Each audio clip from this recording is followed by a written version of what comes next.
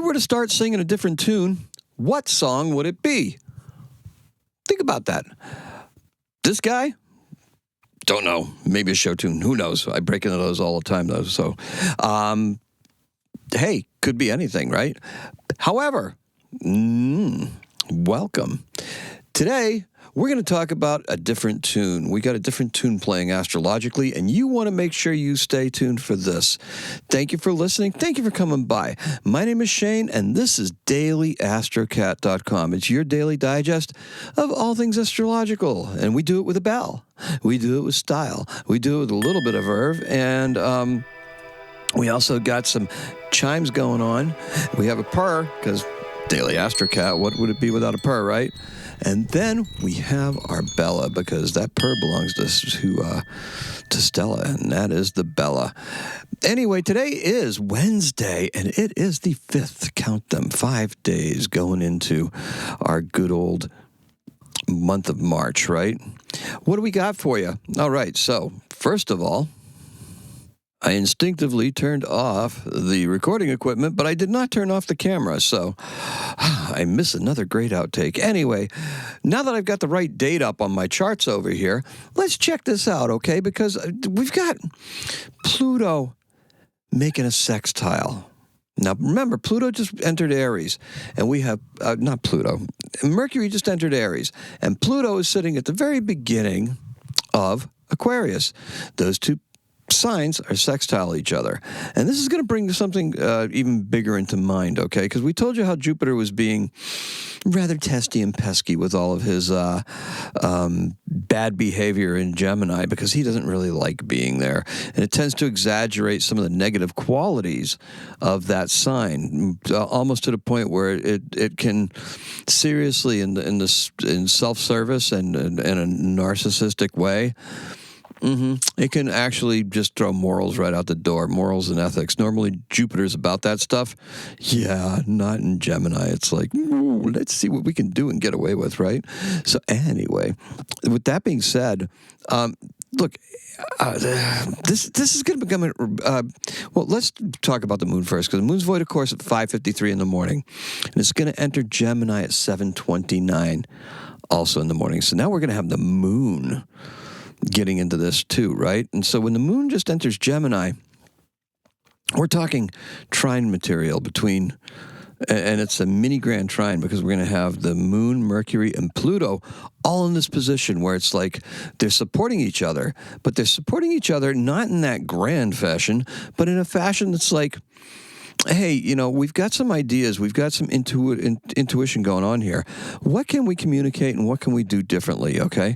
Communication today is going to change. It's going to change in ways that that are talking about more about what Aquarius stands for, what Pluto wants to begin accomplishing in Aquarius, and that's that equality and dissolution of structures and different technology coming forward, and everything happening the way that in a more egalitarian way. The last time that Pluto was in the sign of Aquarius was just about the time of the drafting of the Constitution of the United States and the French Revolution. So we've got there's definitely, and Uranus was just discovered right around just slightly before that, but with the discovery of Uranus, it was associated with these revolutions, the American Revolution, the French Revolution, basically the overthrow of most monarchies as they started to erode, right? It was the beginning of the end of the monarchies.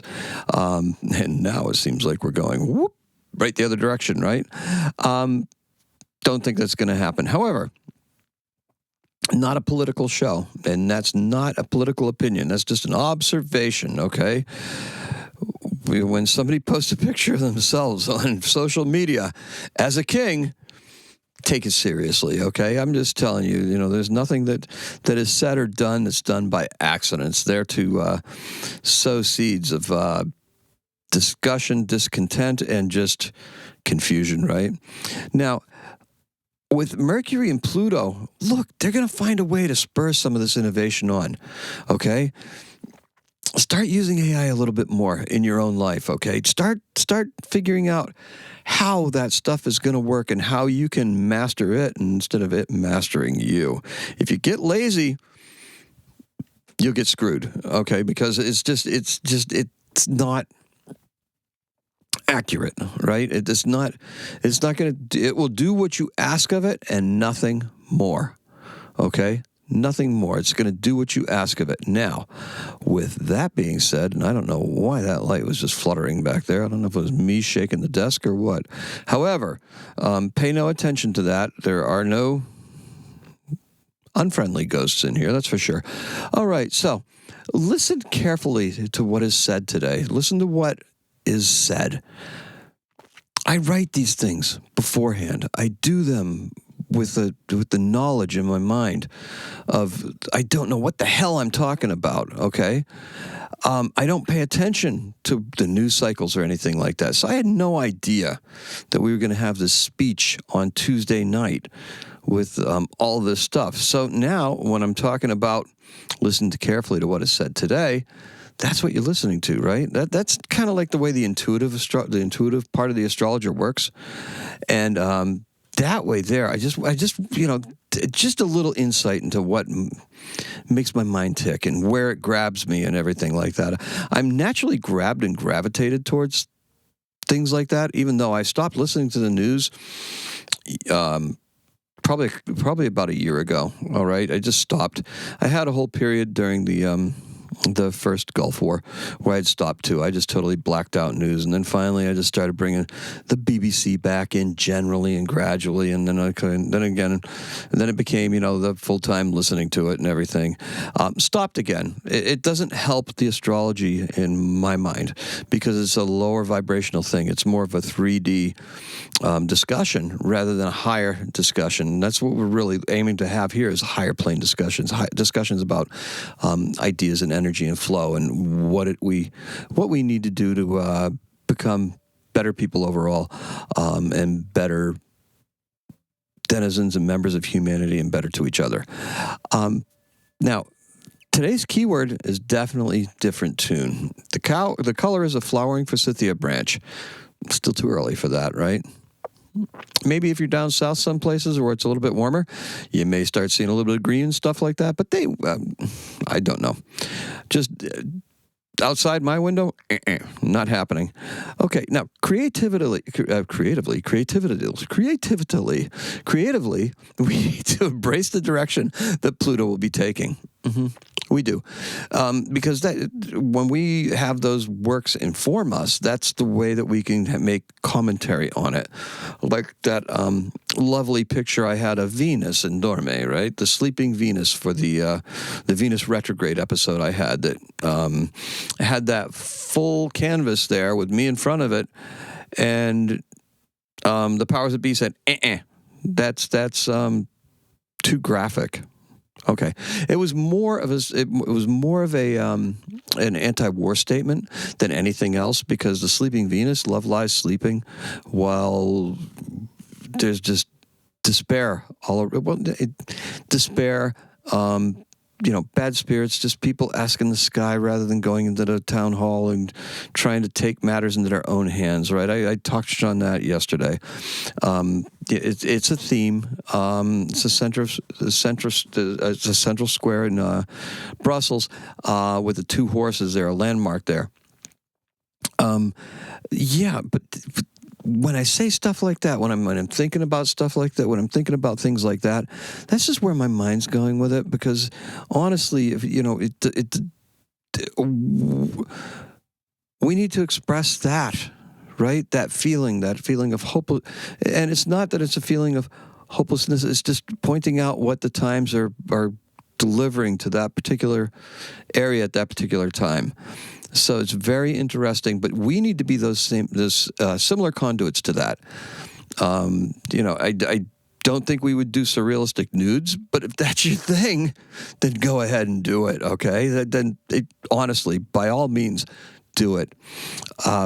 Because really it's about what we choose to write about, what we choose to create.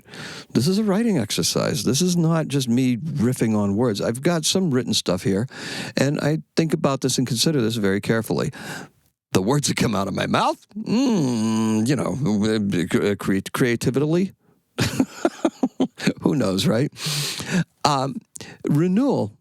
Okay, Pluto's going to be with us for 20 years. Remember that.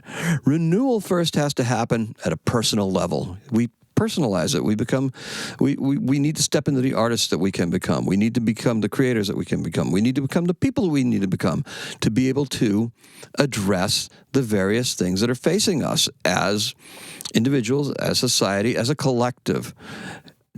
Don't be shy, okay? Because it's really time to shift your focus to an inward focus and just really look at what it is that we are doing. Now, there's some supporting astrology for this, and it's going to be very interesting because what's happening is that we have a total eclipse of the moon that's coming up, and this is going to be very powerful, and it's going to be empowering, particularly with regard to the divine female. So we're going to really have to keep an eye on that. I've got a good start for a video coming out for that, and I will probably bring it out by the end of this week, hopefully. My work weeks just go boom. I get home from work, and it's like, okay, what do I have to do? Well, first I have to reset. So after I reset, then I'm able to get out here and try to convey what it is that I need to say. We also have Venus in retrograde returning to Pisces. We have a crowd of planets in Pisces right now. It's a stellium. That grouping is called a stellium. And it's really given us an intuitive feel to this. And this is what's leading into this. This is why I'm leaning so hard on Sabian symbolism and just what we're doing and how we're moving forward and what the archetypes mean and how they shift. Because modern Western astrology is different from the sidereal Vedic astrology, Jyotish, because it takes into account where the planets were a couple thousand years ago. But those lines blur, right? Because let's face it, the precession, stars have shifted. There's no lines in the sky. The house divisions on the earth, they're not there. It's not like, you can't see longitude and latitude, just like you can't see a house division. You can't see where Aries begins. You can roughly approximate where it's at because that's how they figured it out when they were first learning how to navigate at the equator. And it's a great marker for the seasons because the seasons are a repetition, and that's how they keep on happening, right? The seasons haven't shifted. The seasons are the same. So let's talk about a little bit more about everything because Moon's in Gemini. So we're going to be talking. That's why this is so long, right? Isn't in Gemini yet, but man, am I channeling it right now. So we're going to feel a bit more capable, and we can take on a little bit more. And we can take on a little bit more because we have that transformational power of Pluto that's really behind us and starting to move us forward in a couple different ways. We also have the planets in Aries, and Mercury's in Aries right now, and Venus is in Aries. They're going to be coming conjunct, and then Venus is going to pull back. She'll be coming back against Pluto again, and then again, once, twice, thrice, right? I haven't really analyzed that in my mind yet. Some interesting things that are going to be asked of Pluto there. He wants to empower Venus to go ahead and move forward. More divine female talk, right? Coming up with that eclipse. It's going to be really good. Just don't flake out and take on so much that you can't do anything. That's the whole danger with this stuff because we still have Mars in Cancer, and Mars is still moving very, very slowly. And we still have Mars in a trine with Saturn. Saturn's sitting in this stellium, right? This is Saturn's way. This is Saturn's play. This is what Saturn wants to do. But Mars is eventually going to go forth and take our ideas into new places where we can just really go kind of crazy with it, right? Just have some fun with it, and we're going to be able to do some serious growth for ourselves and for causes that we may particularly, that are near and dear to us. Okay, now, what's so special about special dinners? If you're old enough, you know what the answer is, right? Milk. However, candlelight and wine in this house. How about yours? What is yours? Just leave me a comment down below because I'd love to see that. I'd love to know what makes a dinner special in your house. What makes it happening? What makes it nice? You know, what is your special dish of choice? Okay, so in keeping with my liking themes and stuff like that, our event is from 1616, and it's the astronomical work of De Revolutionibus, and it's by Nicholas Copernicus. It was placed on the Catholic Forbidden Index. Now, that sounds really scary, right? We don't have a book-burning list or anything. We've got the Forbidden Index. Really good, right? And in 1824, this guy, I don't think he gets nearly enough credit because I'd have to look him up and stuff like that. I didn't really do the work for this one, but it's James Merritt Ives. And he's the second part of Currier and Ives, right? Everybody says, oh, Nathaniel Currier. I know who Nathaniel Currier is. But what about this Ives guy? Central Park in the Dark? Charles Ives? No, it's James Merritt Ives. He's a lithographer and a businessman. He's the one that made it popular, of course. Don't know. I'll look it up for you. Currier and Ives. He's born in New York City in 1824, and he died in 1895, and that's all I got for you. Man, I went long. That moon in Gemini is something else, right, guys? Okay. Even when I'm thinking about talking about it, still moon in Taurus, but we're just channeling right now. Our keyword is different tune because we're going to start hearing it, right? It's changing. It's changing. There's narratives that are out there, and the narratives are shifting and changing, and this is pretty sticky. A pretty sticky place. But if Pluto has his way with it, it'll unstick eventually. And the color is a flowering forsythia branch. Remember, it's still too early for that, especially around here. That's all I got for you. Thank you, everybody. Thank you to Green-Eyed Goddess. I really appreciate the comments you left from me in yesterday's video and on my longer Venus sleeping one. Stuff like that means the world to me, and I just have to tell you, you know, when I saw it, it was just electric because it's everything that I just try to be every time I pick up a microphone and turn this camera on, just say, you know, try to be fun and informative. I really appreciate that, and thank you so much. I appreciate you. And Carrie Cardero, thank you also for your insights on as far as going outside, touching the ground, getting in touch with nature during the Taurus moon. That's another good thing, and that's another, these things are always under the current here. You can feel it under the surface. It bubbles up. Sometimes I say some things towards them. Other times I'll vaguely hint to them because that's the way I am. Mercury in Pisces, right? Vague. That's all I got for you. Today's a 7. Enjoy it. Happy astrocatting.